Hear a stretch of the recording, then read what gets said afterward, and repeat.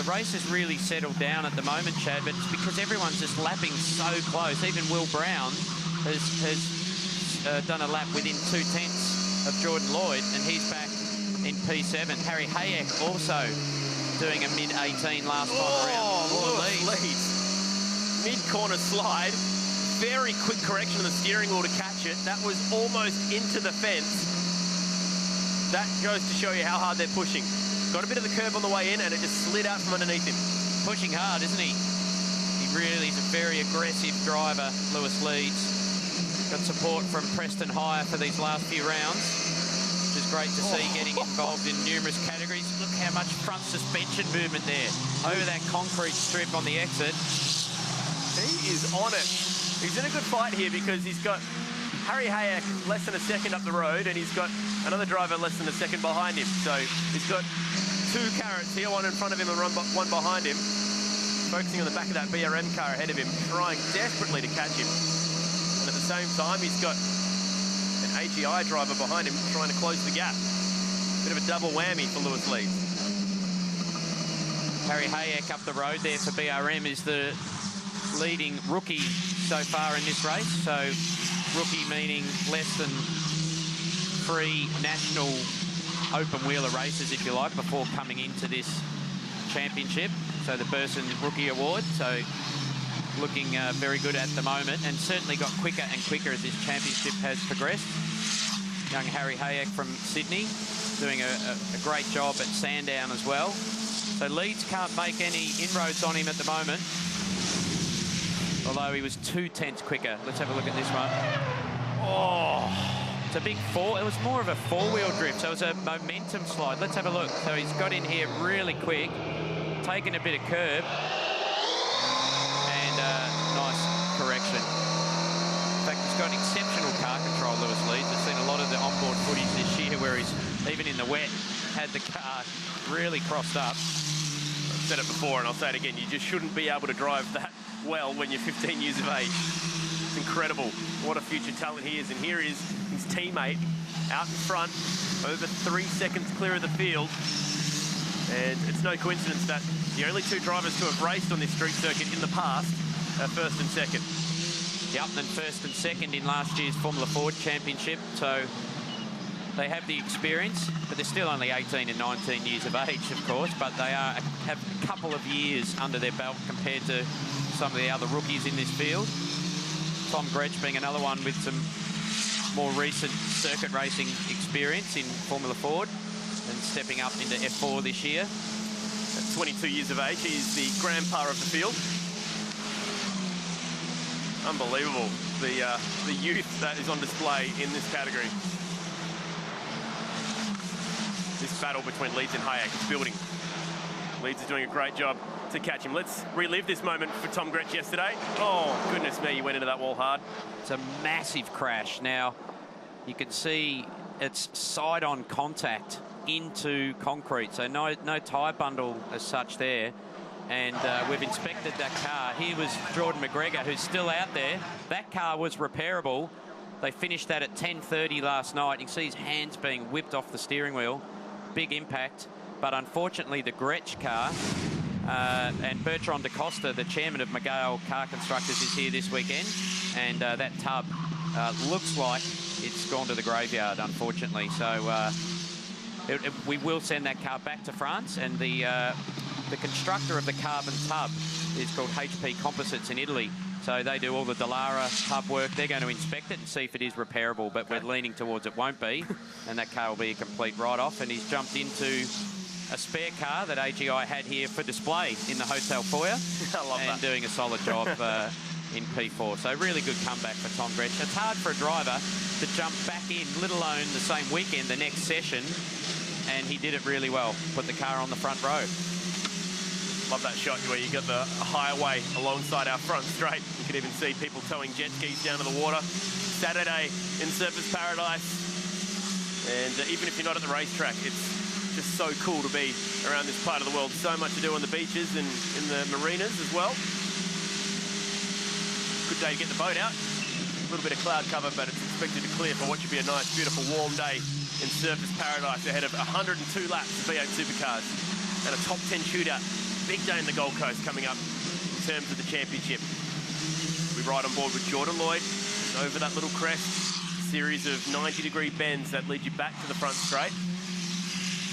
Back to the hairpin at the end of the straight, I should say. And this is a little battle that's continued out throughout the race. Vernon doing his best to hang on to third. Gretsch doing everything he can to close it down. And Leeds has got in front of Hayek. Yeah, wonder if he was a fair way back, so I wonder if Harry had a bit of a moment or made a small error that's got Lewis Leeds up into P5. And that's also, you're right there, Tom Gretsch just not far behind his teammate Vernon for AGI Sport at the moment. So a 17.7 for Tom Randall, a 17.9 for Jordan Lloyd last time round. So trading laps in the 17s, which is only 2/10 off qualifying time.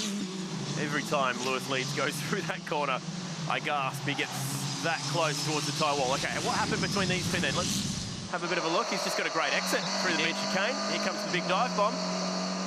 Hayek went semi-defensive, and Leeds just forced the point. That's a great move. A bit of Daniel Ricciardo, and that left him waiting, thinking that he wasn't going to do it. Yep, and Hayek did everything right. He moved across the middle just to cover it, but without completely blocking, which is well within the rules. And Lewis made a very decisive move straight up the inside. So fresh from racing, as we mentioned, just 2 weekends ago in German F4 at the Hockenheim circuit. So it would have given him a really good taste of racecraft racing in Europe in a 30-car field of F4s. And then he went to Wakefield Park last weekend into Formula Ford. So that racecraft certainly showing. Nice, clean move there. Stephen Johnson was very clear in saying to the drivers, if you're going to make a move, don't half put the nose in. You have to really be aggressive in making it stick around here. And any half manoeuvres which lead to accidents will be punished heavily. So the advice was heeded then from Lewis Leeds. He really stuck it up the inside. Exactly what Stephen Johnson wanted to see as DSO this weekend. Vernon's lifted. You could see those lap times within hundreds of each other last time round. In fact, 3 100ths between Vernon and Gretsch, and 2 100ths between Randall and Lloyd last time round. So they're all 4 cars are now into the 117. So great battle where they're just absolutely on the limit every lap. Very a la V8 supercar where they're just going at qualifying pace with just a couple of laps remaining in the first race of the weekend, 1 of 3. So we'll see a reverse top 5. So at the moment, and that's very important to note, Lewis Leeds moving up into P5 will put him on the front row. So it's a top 50% of the field flipped around for race 2. Wow, and you know what? He just set the fastest lap of the race in clean air. So he'll be a force to be reckoned with if he has pole position for the second race. Look at these lap times. 1:17.6, 7 and a 7 also for Lloyd. Just goes to show that the 3 fast guys are all within the same lap times. Very similar. So this, if they finish as they are running at the moment with 2 laps remaining, Tom Gretsch will start on the front row again. So we get another go at a clean start.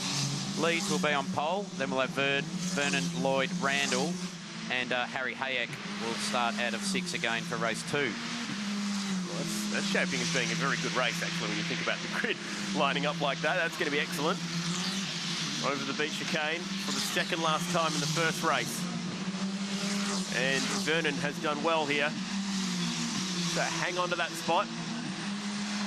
Gretsch can try and force the point to get a top 3 here, but he'll, in doing so, cost himself a front row start. And Will Brown now has caught Harry Hayek. So Harry, looking in the mirrors, knows he's there. He's feeling the pressure. Will, off the back of winning the first ever race on the streets of Townsville, which of course was street circuit like we've got here, so he's got the form on street circuits. Can he get Harry on the last lap? Very close. Needs a good run there off the last turn. So where he needs to set up the pass, he needs to brake a little bit earlier than Harry going into the double chicane, get on the throttle earlier on the exit and set up a pass up the inside into turn 4. So that's probably his best chance as we head into the final lap. So he needs to get a really quick exit through here. Oh, had a bit of a lock-up. That might hurt him. Oh, and McGregor has had an issue. Yeah, I don't think he's actually made contact. I think he just went up the escape road there. Okay. He's They've let the field go through, which is good. And this battle can continue between Hayek and Brown. One from Sydney, one from Toowoomba. Here is your race leader, who, pardon the pun, is streets ahead right now. 4 seconds clear of Jordan Lloyd. Vernon and Gretsch still putting on a show for third, but this has been dominant stuff. Love the attitude in the cars through the left-hander. They just point the left front. Great drive, this one from Thomas Randall. You'll have to do it from P5 in race 2 as we flip the top 5 for the second race. You don't want to miss that one. It'll put his teammate on pole position, so not a bad weekend at all for the Dream Motorsport guys. And the first Wings and Slicks race since 2008 is going to be won by this young man. And he's going to celebrate the whole way to the checkered flag. Nice work, Thomas Randall. And you know what? He gets some important points back in the championship. He says this isn't over. Meanwhile, Hayek will just hang on to 6. Brown chases him the whole way to the flag. Good racing between those two. And behind them will finish Goddard, who unfortunately had that weird issue on the grid, or before the grid, and Maiolo. So a couple of BRM guys down towards the back there with Jordan McGregor. Entertaining stuff. Led it from flag to flag. Thomas Randall gets the win by 4 seconds. Very comfortable indeed from Jordan Lloyd. Jimmy Vernon, another fantastic performance from Jimmy Vernon inside the top 3. Gretsch having a good weekend after what happened to him earlier, and Lewis Leeds will have pole for race 2.